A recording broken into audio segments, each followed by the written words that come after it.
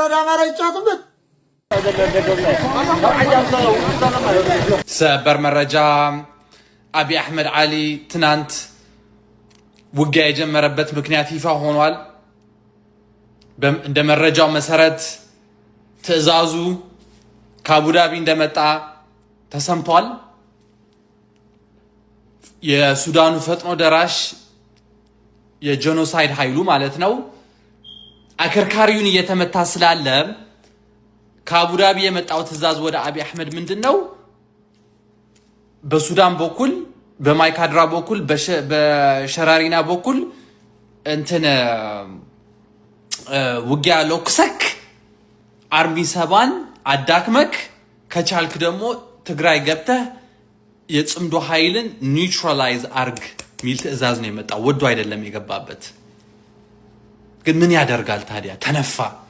የራሱ አከርካሪ ተመታ እና በቅርቡ መልሶ ማጥቃት ይደረጋል። በማን? በጽምዶ። በኔ በአሶሳ ነው የሚጀምረው። ግን እንዳለው መረጃ ከሆነ በወሎ ነው የሚጀምር ይባላል። መልሶ ማጥቃቱ በወሎ ግንባር ይጀምሩታል ጽምዶዎች እየተባለ ነው። በጣም ነው የሚገርመው። ራስህ በጀመርከው ጦርነት ራስህ ልትቀበር ነው አብይ አህመድ። ግን ምን አለበት አንተ ወደ አቡዳቢ ታመልጣለህ ከነ ቤተሰብህ። ግን አጃጅለከው የሚዋጋልህ ያለው የደሃ ልጅ ግን ተቀብሮ ይቀራታል። ሞንጆሪኖ እንዳለችው የጠላት መቃብር ላይ ነው ይሄ ነገር የሚያልቀው። የጽምዶ ጠላት መቃብር ላይ ነው ይሄ ነገር የሚያልቀው። ስለዚህ የአርኤስኤፍ እና ያንተ ሞት ባንድ ላይ ነው የሚሆነው። ባንድ ቦታ ባንድ ሰዓት። ጤና ይስጥልኝ። መልካም ቀን። ሁሉም ኢትዮጵያዊ እንደገለጹት በተስፋ ለውጡን በከፍተኛ ሁኔታ ሲደግፍ ነበረ። ከዚህ ህብረተሰብ ክፍል አንዱ ደግሞ በውጭ የሚኖሩት ትውልደ ኢትዮጵያና ኢትዮጵያውያን የምንላቸው ወይም ደግሞ ዲያስፖራ የምንለው ህብረተሰብ ክፍልም የለውጡ ደጋፊ ነበረ በዛን ወቅት እንደሚታወሰውና ከለውጡ ከተወሰነ ጊዜ በኋላ የአማራ ተወላጅ የሆኑ ዲያስፖራዎች እንደገና ለውጡን አንዳንድ ዲያስፖራዎች ለውጡን ተቃውመዋልና የዚህ መንስኤው ምንድነው ብለው ያስባሉ? በቀጣይስ ምን አይነት አማራጭ ቢከተሉ ነው የሚጠቅመው ብለው ነው የሚያስቡት? ለውጡን በመደገፍ እና ባለመደገፍ ጎራ የመቀያየሩ ጉዳይ በአማራ ዲያስፖራ የሚወሰን አይደለም። በሁሉም ዲያስፖራዎች የሚታይ ነው። በውጭ ሀገርም ብቻ የሚወሰን አይደለም። በሀገር ውስጥም ያ ነገር ሊያጋጥም ይችላል። ሰዎች በተለያየ ምክንያት ጎራቸውን ይቀያየራሉ። እኔ የሚመስለኝ በሶስት ዋና ምክንያቶች ጎራ መቀያየሮች ያጋጠሙ ይመስለኛል። አንደኛው የተሳሳተ ስሌት የነበራቸው ግለሰቦች ናቸው። ልክ ለውጡ ሲመጣ አንተ ባህር ዳር ተቀምጠህ የሆነ ጉዳይ ጽፈህ ሊሆን ይችላል፣ ተናግረህ ሊሆን ይችላል። እኔ እዚህ አዲስ አበባ ሆኜ የሆነ ነገር አድርጌ ሊሆን ይችላል። አንዱ ናይሮቢ ሆኖ የሆነ ነገር አድርጎ ሊሆን ይችላል። ሁሉም ሰው ይሄን ለውጥ የጀመርኩት ያመጣሁት ያዋለድኩት እኔ ነኝ ብሎ አምኗል። ብዙ ግለሰቦች ያሉበት ሁኔታ አጠቃላይ ለውጡን መርቶ ከአንድ ጫፍ ለማድረስ የሚያስችል አለመሆኑ በግልጽ የሚታይ ቢሆንም ግን አምነዋል ሰዎቹ። እኔ ነኝ የዚህ ለውጥ ባለቤት፣ እኔ ታስሬ፣ እኔ አገር ተሰድጄ፣ እኔ እንደዚህ ሆኜ ያመጣሁት ይሄን ለውጥ እና ይሄ የመጣው ለውጥ እኔ በማስበው መንገድ መሄድ አለበት። ከተቻለ ምነክስ፣ ካልተቻለ ደግሞ ማነክስ መሆን አለብኝ የሚል እምነት ያመኑ ሰዎች የተጋባባቸው ግለሰቦች ነበሩ። እነዚህ ግለሰቦች ለውጡ የብዙ ሰዎች ጥረት፣ ብዙዎች ዋጋ የከፈሉበት፣ በብዙ ድካም የመጣ እነዚያን ሰዎች በማስተባበር የሚመራ እንጂ የግለሰቦች ፍላጎት ለማሳካት የሚፈጸም አለመሆኑን ሲረዱ ሞክረው ሲያቅታቸው አውቶማቲካሊ የጎራ ለውጥ አሳይተዋል። መጀመሪያ ሮጦ መምጣት፣ ለመቀላቀል መሞከር፣ እንደፈለጉት ነገር እንደሚሄድ ማሰብ ሁኔታ ነበራቸው። ያ አልሆነም። አንድን ለውጥ በራስ መመዘኛ በራስ መነጽር ብቻ ማየት ስትጀምር የሌሎችን ማድመጥ ሲሳነ ይሄ ችግር ያጋጥማል። እኛ ለውጡ መጥቶ በህግ ስልጣን ከያዘን በኋላ የኛ እምነትና ዕውቀት በቂ አይደለም፣ የህዝቡን ልብ ትርታ ማድመጥ አለብን፣ ህዝቡ እንደሚያስብ ማወቅ አለብን ብለን ያደረግነው ሙከራ እንኳን አይተው ትምህርት አለመውሰድ ማለት ነው። ሁለተኛው የጎራ መደበላለቅ የሚታየው ለርካሽ ዓላማ የሚቃወሙ ሰዎች ናቸው። ከዩቱብ ንግድ ጋር የሚያያዝ ወይም በአንዳንድ ሀገራት አሳይለም ለመጠየቅ ጥገኝነት ለመጠየቅ መደረግ ሙከራ መቃረን፣ መሳደብ፣ ማንቋሸሽ እሱ ብቸኛ መንገድ በሚያስቡ ሰዎችም እንዲሁ አሉ። ይሄን የምታየው አንዳንድ ሰዎች በጣም ያንቋሽሹ ሲሳደብና ኢትዮጵያ ሲመጡ እኛ እኮ እንዲህ ያልመሰለንም ሀገር ተቀይሯል፣ ብዙ ለውጥ ነው ያለው፣ በደንብ አልነገራችሁንም በጣም እንደተጸጸቱ ሰዎች ሆነው ይቀርባሉ። ሄዶ ደግሞ ትንሽ 6 ወር 8 ወር ሲቆይ የግድ ገንዘብ ጥቅም ስለሆነ መልሰው ያ ባህሪ ሲያገረሽ ታያለ። እንደነዚህ አይነት ሰዎች አሉ። በሶስተኛ ደረጃ ግን እውነተኛ ጥያቄ ያላቸው ሰዎች ደግሞ አሉ። በአንዳንድ ጉዳይ ላይ እውነተኛ ጀኖን ጥያቄ አንስተው በበቂ ደረጃ ምላሽ ያላገኙ ሲመስላቸው እንደዚህ አይነት ስሜት የሚሰማቸው ሰዎች አሉ። ያ የኛም ድክመት ያለበት ሊሆን ይችላል። እና የተለያየ ጎራ ነው፣ በአንድ ካታጎሪ የሚወሰድ አይደለም። መንገዳቸው ምን ይሁን እንዴት ይቀጥሉ ይሻላል ላልከኝ፣ ያው እውነተኛ ጥያቄ ያላቸው ቀርብ ብሎ ማየት ነው። ይምጡ፣ ይመልከቱ፣ ይጠይቁ፣ አብሮ ይስሩ። ለውጥ ዳር በመቆም ብቻ አይሳካም፣ መሳተፍ ይፈልጋል። ወንዝን ለመሻገር አብሮ መዋኘት እንጂ ውሃውን ዝም ብለህ ብትወቅሰው አይበጅም፣ አይጠቅምም። ስለዚህ ነው አብረን እንዋኝ። በዋና ውስጥ በጣም ብዙ ፈተና ይኖራል። በዛ ሂደት ውስጥ ነው ትክክለኛውን ነገር የምታገኙት ብዬ ነው የምመክረው። ለውጡ እንደመጣ ትክክል የወልቃይትን ጉዳይ ብትወስድ በትግራይ በኩል ያለው ጥያቄ ፌዴራል መንግስት ስርዓት ውስጥ በትግራይ ክልል ይተዳደር ነበር። በጦርነቱ ምክንያት ነው ያንን ቦታ ያጣ ነው። አሁን ደግሞ ለአማራ ህዝብ ህልውና እንታገላለን የሚሉ ኃይሎች ሁሉ ውሰዱት፣ አብረናችሁ እንዋጋለን፣ ይገባችኋል እያሉን ነው። እየከለከለን ያለው የፌዴራል መንግስት ነው። የፌዴራል አብረናችሁ እንዋጋለን፣ ይገባችኋል፣ የአማራ ህዝብ ህልውና እንታገላለን የሚሉ ኃይሎች ሁሉ ውሰዱት፣ አብረናችሁ እንዋጋለን፣ ይገባችኋል እያሉን ነው። እየከለከለን ያለው የፌዴራል መንግስት ነው። የፌዴራል መንግስት ከዚህ ጉዳይ አስኪዶ ስለ አማራ ራሱን ያውጣ። እኛ በማንኛውም መንገድ በኃይልም ይሁን በሰላም ቦታችንን እናስመልሳለን። በኃይልም ሆነ በሰላም ኢምፕሊኬት እያደረገ ያለው በኃይልም ወይ በሰላምም ሊወስዱት ይችሉ ነበር እያለ እያስፈራራ ነው። በአንድ በኩል እሺ የሆነብን የፌዴራል መንግስት ነው እንጂ ለዚህ ህዝብ የሚታገሉ ወገኖችም ጭምር ለዛ ህዝብ እንታገላለን ባዮች ጭምር እንድንወስድ ፈቅደው የዚያ ትግል ተባባሪና አጋር ሆነዋል። እናንተ ናችሁ እንቅፋቱ ይላሉ። ወደ አማራ ክልል እንደምትመጣ ከጦርነት በኋላ ወደ አማራ ክልል ፌዴራል መንግስት ውክልና የሚተዳደረው የወልቃይት ክልል በህግ አግባብ አልተሳሳትኩም። በፌዴራል ክልል በፌዴራል መንግስት ምንድነው የሚለው? ውክልና የሚተዳደረው የወልቃይት ግዛት ነው የሚለው። በአማራ አይደለም ነው፣ በእኔ ባስቀመጥኳቸው ሰዎች ነው የሚተዳደረው ነው እያለ ያለው። የአማራ ክልል አካል አይደለም ግን ይልና አማራ እዛ መሄድ ይችላል ይላል። እስኪ እንስማው። ክልል እንደምትመጣ ከጦርነት በኋላ በፌዴራል መንግስት ውክልና የሚተዳደረው የወልቃይት ክልል በህግ አግባብ በተሟላ መንገድ ወደ አማራ ክልል መመለስ ሲገባው የፌዴራል ክልል መንግስት አልመለሰም ብለው ያስባሉ። ሁለቱም ጋር ጥያቄ አለ ማለት ነው። ይህንን ጥያቄ የምንፈታው አንዱን ወገን በማስደሰት ለአንዱ ወገን ምላሽ በመስጠት አንዱን ከጥያቄው ጋር እንዲቆይ ብናደርገው ዘላቂ ሰላም አይመጣም። አልቲሜትሊ ለምንድን ነው የመጣው? እቺን ለመናገር ከትግራይና የአማራ ኃይሎች ተባበሩብኝ። የትግራይ አማራ ኃይሎች ደግሞ የተባበሩት መሬታቸውን ለመውሰድ ከሚሰራ ኃይል ጋር ነው የተባበሩት። ይሄም ትግል የትግራዩ ኃይል የሚታገለው እኔ ላይ ሳይሆን ያንን መሬት ለመውሰድ ነው የሚል ትርክት ይዞ ለመምጣት ነው የፈለገው። ትላንት ስንላችሁ የጠየቀው እሱ፣ ጉዳዩ ያለው እሱ፣ ጉዳዩን የሚፈታው እሱ፣ የሀገሪቱ ስልጣን ባለቤት ነኝ የሚለው እሱ። ማን ላይ ያሳብባል? ፋኖ ላይ። ኤንድ ከዛስ መንጋው ፋኖን ሊሰድብ ይመጣል።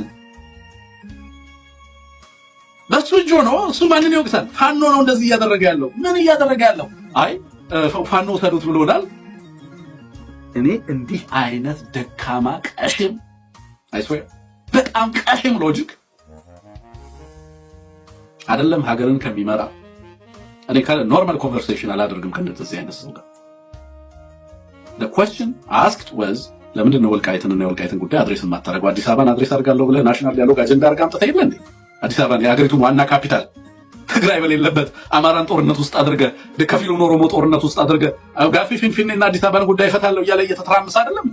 ወልቃይት ለምንድን ነው የማይፈታው ጥያቄው ስትለው ፋኖ ለትግራይ ውሰዱ ብሏል።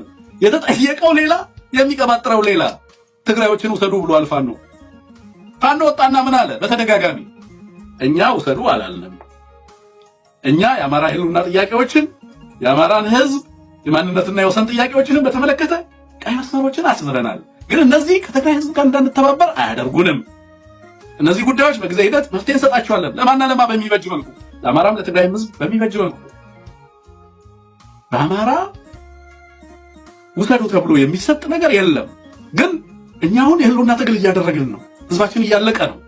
ህዝባችንን ከጥፋት ለመታደግ እየተዋደቅን ነው። ይሄ ጥያቄ አጠቃላይ የኢትዮጵያ ስትራክቸራል ኢሹስ ቻሌንጅስ፣ እነዛን ቻሌንጆች ሌጋል ቦትልኔክስ፣ ፖለቲካል ቦትልኔክስ፣ እነዚህ አንቀው የያዙ መዋቅራዊ ጉዳዮችን በመፍታት ለትግራይና ለአማራ ህዝብ ዘላቂ ሰላምን ማምጣት ይቻላል። የአማራና የትግራይ ህዝብ መነሻና መድረሻ ጥያቄዎች እነዚህ ሊሆኑ አይችሉም። እነዚህ ህዝቦች ከነዚህ ጉዳዮች በላይ ተስፋ ያላቸው ህዝቦች ናቸው። ስለዚህ በእነዚህ ተስፋዎቻቸውም ላይ ዛሬያቸውም ላይ ነጋቸውም ላይ ጥቃት አደጋን ይዞ የመጣውን አገዛዝ ነው የምንታገለው ነው። እሱ መጣና ምን አለ? ያው ውሰዱ እያለ ነው ፋኖ የት ሆኖ ነው ውሰዱ የሚለው? በማን እጅ ነው ደግሞ ተባለ። የአማራ ኃይሎች ደግሞ ይመጡና አለ የአማራ ኃይሎች ደግሞ ይመጡና የፌዴራል መንግስቱ ለምንድን ነው በህጋዊ መንገድ ማያስረክበን ይላሉ። የአማራ ኃይሎች በፌዴራል መንግስት ስር እስከ መቼ? በፌዴራል መንግስት ወኪሎች ነው የሚለው ሲናገር፣ በፌዴራል መንግስት ወኪሎች እጅ እስከ መቼ ይቆያል ይሉናል። ስለዚህ ምን ይላል? አማራ ግን ከትናንቱ ዛሬ ያለበት ሁኔታ ጥሩ ነዋል። ምን አለ? ወደ ወልቃይት አማራ አሁን እንደ በፊቱ አይከለከልም፣ መሄድ ይችላል። በአብይ አህመድ አማራ ወደ ወልቃይት ምንድን ነው የተፈቀደለት? መሄድ ይችላል፣ አይከለከልም። ጉዳዩን ግን የፌዴራሉ መንግስት በወኪሉ በፌዴራል መንግስት የአማራን ክልል አይደለም አለ። አሁን መጥቶ በፌዴራል መንግስት ወኪሎች ነው እየተደረደረ ያለው ብሎ ተናገረ። ግቡና ስሙት። ሰው የተፈለገው ምንድነው? አማራን በሁለት መከፋፈልና ግማሹን አማራ ከአብይ አህመድ ጋር አሰልፎ ትግራይ ላይ ማዝመት ነው የተፈለገው።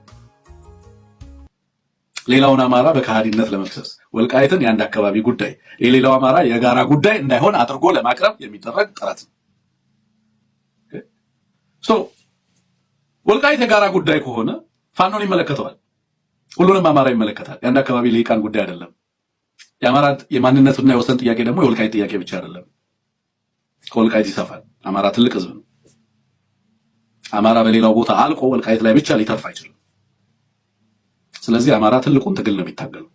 የወልቃይት ጥያቄ ከአብይ አህመድ ውጪ ነው። ከአብይ አህመድ እጅ ውጪ እንዲሆን ነው ማድረግ ያለበት አማራ። አብይ ለአማራ የሚወስንለት ምንም ነገር የለም። ሊወስንም እንደማይችል ይሄው እየተናገረ ነው። አብይ ምን ማድረግ ነው የሚፈልገው? ጉዳዩን ካርድ ማድረግ ነው የሚፈልገው።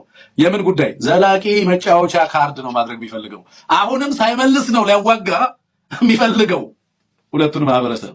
ከመለሰውማ ምኑን አዋጋው? አንዱን ከደመሰሳችሁ በኋላ መሬቱን ታገኛላችሁ ሊል ይችላል አብይ አህመድ። አውላ ካሱ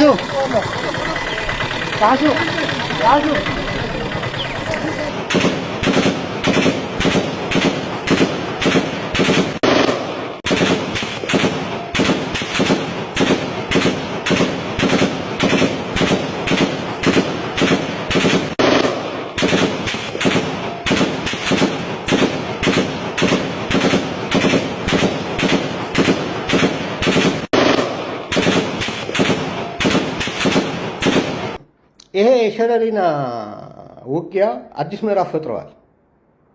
ለምንድነው አዲስ ምዕራፍ ፈጠረ የምለው? በትክክለኛ ውጊያ የተጀመረው በብልጽግና ሰራዊት እና በአርኤስኤፍ ነው። ይሄም የተደረገው ምንድነው?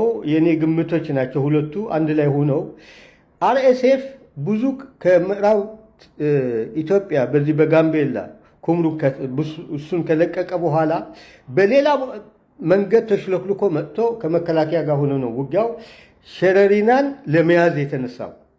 ሸረሪና ቢቀናው ወደ በረከት ለመሄድ፣ በረከት ቢቀናው ደግሞ ወደ ከሰላ ለመሄድ ነበር።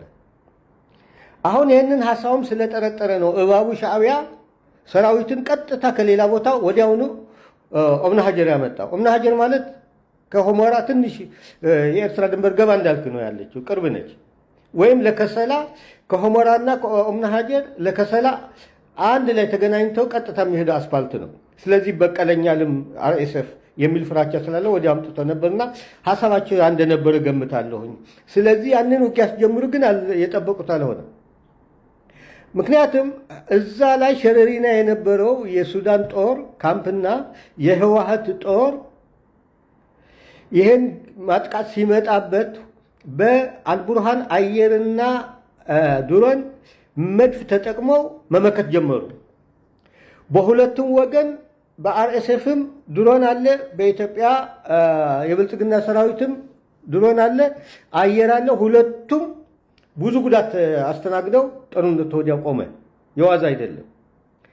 አሁን የኢትዮጵያ መንግስትም ያልተናገረው ራሱ ስለጀመረ ነው። የሱዳን መንግስት ቢጀምረው ኑሮ ወይም ህወሓት ጀምሮት ቢሆን ኑሮ 9ኙ የብልጽግና አፍ የሆኑ ሚዲያዎች ይንጫጩ ነበር።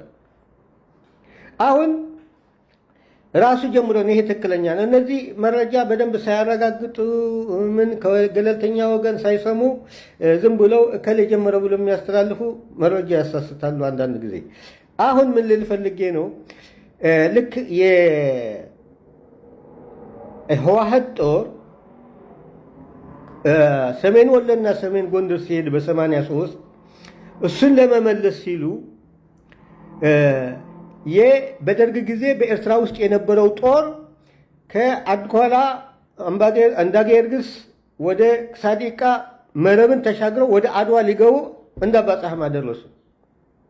ትንሽ ነበር የቀራቸው አድዋ ሊገቡ።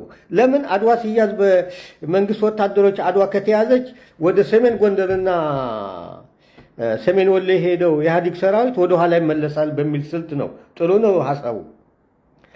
ነገር ግን ገና አድዋ ሳይገቡ ይህን የሰሙ እነስዬና በተለይ ተጋሩ የሆኑ የጦር መሪዎች እነስዬና እነ ሀየሎም ለሻዕቢያ ኮማንዶሮች በራሳቸው ቀጥታ ንግግር አላቸው በወታደራዊ ሬዲዮ። ምድራችን አይደለም ብላችሁ ነው አይደል ዝም ብላችሁ ያሳለፋችሁት፣ ሳትዋጉት ሳትመክቱት። አሁን ገብታችሁ ወደ ነበረበት ካልመለሳችሁት ይህን ጦርነት አቁመን ከእናንተ ጋር ነው ይሏቸዋል። ያን ይፈሯቸዋል ህወሓትን። ይሄ አሁን እንደሚወራው እኛ እጃቸውን ይዘን እሱን ተውት። በደንብ እርግጠኛ ሆኜ ነው የምነግራቸው። እና ኤኒዌይ የሻዕቢያ ጦር በዛ አካባቢ መምጣት ትቶ በሰንአፌ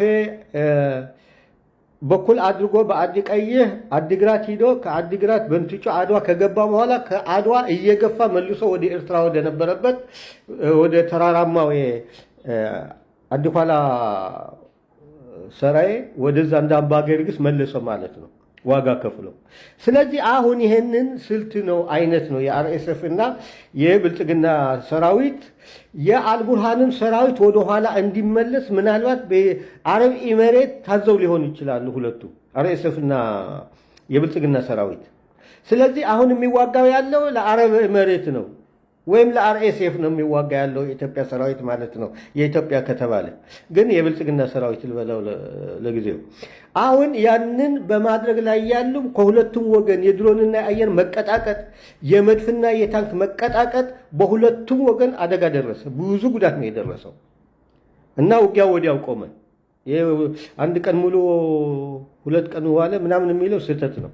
እና አሁን አንድ ሚሊተሪ ኒውስ የሚባል አለ የፓኪስታን ስሙን ረሳሁት። እሱ እንኳን በስዕል አድርጎ አስቀምጠዋል። መከላከያ የነበረው ታንኮች የተቃጠሉ ምናምን አሳይተዋል። ይሄ በትክክል አሁን የእነዚህ ዩቲዩበሮች በተለይ በአማርኛ ዩቲዩበሮች የሚናገሩ አንድ ስዕል አያመጡም፣ አያቀርቡም። ዝም ብሎ እንደዚህ ሆነ እንደዚህ ሆነ እንደዚህ ሆነ ነው የሚሉ። ማስረጃ ማረጋገጥ የለም። ከእንደዚህ ያገኘን ብሎ ዜና ብቻ ነው የሚሰሩ። ያ ጥሩ ኢንፎርሜሽን አይደለም እና ከሁለቱም ወገን ተጎድተዋል። ስለዚህ አሁን ይሄንን ጌም ቼንጀር ወይ ደግሞ አዲስ ምዕራፍ የሚፈጥር ነገር አሁን ሰማይን ተቆጣጠር ነው መሬቱን ተረጋገጥ ነው የሚለው የነበረ የኒልማ መርዳሳ አዋጅ በእርግጥ አየሩ እነሱ ብቻ ናቸው አየር ያላቸው። ኦላ አየር የለውም፣ ድሮን የለውም፣ ፋኖ አየር የለውም፣ ድሮን የለውም። የትግራይ ጦር አየር የለውም፣ ድሮን የለውም። የትግራይ ጦር እንኳን ትንሽ ይሻላል። አየር ላይ ሲመጡ እንኳን አውሮፕላን ይጥል ነበረ ድሮንና አየር ባይኖረው። ስለዚህ እውነቱ ነው ተቆጣጠር ነው ቢለው ግን ይዞርበታል። የሚነካን የለም በኦላና በፋኖ የሚለው ቋንቋ ነው እንጂ ብቃት ኑሮት ይህን ያህል አይደለም። ምክንያቱም ከኢትዮጵያ አየር ኃይል የሱዳን አየር ኃይል ከኢትዮጵያ ድሮን የሱዳን ድሮን ይበልጣል ብዬ በፌስቡክ አንድ ሁለት ጊዜ ጽፌ ብዙ ሰው ነው የተናገረኝ። የነ ይልማ መርዳሳን ሰምቶ ብልጽግናን ሰምታችሁ አትቸኩሉ። ዝም ብለው ነው የሚናገሩ ደስ እንዳላቸው። ስለዚህ አሁን ምን ልል ፈልጌ ነው፣ አሁን በአየር የበላይነት ብቻ ነው እግረኛ ጦር ብቃት የለውም ብዬ ባለፈው ብዙ ጊዜ ተናግሬያለሁኝ። ብልጽግና ጦር መሳሪያ አለው፣ በምድርም ጉደኛ የሆነ መድፎች አሉት፣ በመኪና ላይ የተጫነ መድፍም ሁሉ አለው። የሚጎተት ብቻ አይደለም። 130 ሚሊ ሜትር 122 ሚሊ ሜትር አለው ከአየርና ከድሮን ሌላ። ግን ብቁ ተኳሽ አይደለም፣ ልምድ ያለው ተኳሽ አይደለም። ሁለተኛ ነገር ደግሞ ብቁ የሆነ የጦር አመራር የለውም። አንድ ጀነራል ትንሽ የሚሻለው አበባው ታደሰ ነው። እነ ባጫ ደበል የሚያውቁት ነገር የለም። እነ ብርሃኑ ጁላ የሚያውቁት ነገር የለም። ቀን ሰጥቷቸዋል። ኢትዮጵያ ትዋረድ ሲባል እነ አብይ ጠቅላይ ሚኒስትር፣ እነ ብርሃኑ ጁላ ፊልድ ማርሻል ሆነው፣ እነ ባጫ ደበሌ ጀነራል ሆነው ባለስክስታ ምርኮኞች የሚያዙት ጦር ነው ያለው። በምን ሰዓት ነው እነሱ ሳይማሩ በምን ይማራል? አሁን ብዙ ሶሪ እንደዚህ ተዳፍሬን በመናገሬ ይቅርና ከመናደድ የተነሳ ነው። እና አሁን ምን ልል ፈልጌ ነው፣ የአሁኑ ውጊያ ተቀይረዋል። አሁን ለጊዜው ፋኖና ኦላ ያለ አየርና ያለ ድሮን ለጊዜው አሁን እየተዋጉ ሊሆን ይችላሉ። ነገሩ አሁን ቀጠናዊ ይዘት ይይዝና እንደ ሻዕቢያ እባቡ ድሮንም ምንም አየርም የማይደግፍ ጥምደይልና ባንተ ይጠቀማል። እሱ ግን አንድ ጥር የምትል አንዲት ውሃ አያቀብልም። ጽምዶ ከፋኖ ጋር ብሎ አንድ አየር መቋሚያ ሰጥቶት አያውቅም። ምክንያቱም እሱ መተላለቅህን ነው የሚፈልገው። ለዛ ነው ኤርትራውያን የሆኑ ህወሓቶች እንደነሱ ስለሆኑ ቤተሰብ ስለሆኑ የስብሃት ነጋ ቤተሰብ ናቸው። ሻዕቢያ ያሉትም ህወሓት ላይ ያሉትም አንድ ሻዕቢያ ናቸው። እሱን አሁን አልችልም መዘርዘር። ቤተሰብ ናቸው በጋብቻም በምናምን። በተለይ እነ ደብረጽዮን እነ መንጀሪኖ የስብሃት ኤፍሬም መከላከያ የሱ አማች ነው። እሱ የወለዳቸው ደግሞ የኢሳያስ ልጅ በኩል ልጅ ሚስት ነች። የስብሃት ነጋ እህት የወለደቻት ማለት ነው። ኤኒዌይ አሁን አንድ ስለሆኑ ስለሌላው ግድ የላቸውም። የኢትዮጵያ መፍረስ ነው እንጂ የማሸነፉ ጉዳይ ምንም ችግር የለባቸው። ስለዚህ አሁን ምንድን ነው ያለው? ይህንን በአየር ምናልባት ማጥቃት ሊሰነዘር ይችላል ወይ በአልቡርሃንና በህወሓት አሁን አረጋግጠው ማጥቃቱን ምናልባት በኩምሩክ በኩል ወደ ጋምቤላ ወይ ደግሞ ወደ ባህር ዳር ውጊያ ሊጀመር ይችላል። ስለዚህ አየር ተቆጣጠሩ የሚለው ብቃት የላቸውም። አየር ለአየር የመከላከል ብቃት የላቸውም። ታስታውስ እንደሆነ እንትን ሚግ 29 የሚባል ኤርትራ እሱን ቀድማ ገዝታ የባድመ ውጊያ ጀመረች። በኋላ ኤስዩ 27 የሚባል ወደ 8 አውሮፕላን ገዝቶ በሁለት ዓመት የኢትዮጵያ አየር ኃይል በዛን ሰዓት በኢህአዴግ ጊዜ እነዛን መዓት የሆኑትን የበለጠውን ሚግ 29ን አረገፋቸው። የኤርትራ ሙሉ በሙሉ የኤርትራን አየር የኢትዮጵያ አየር ኃይል ተቆጣጠረው፣ ልምድ ያለው ስለነበረ።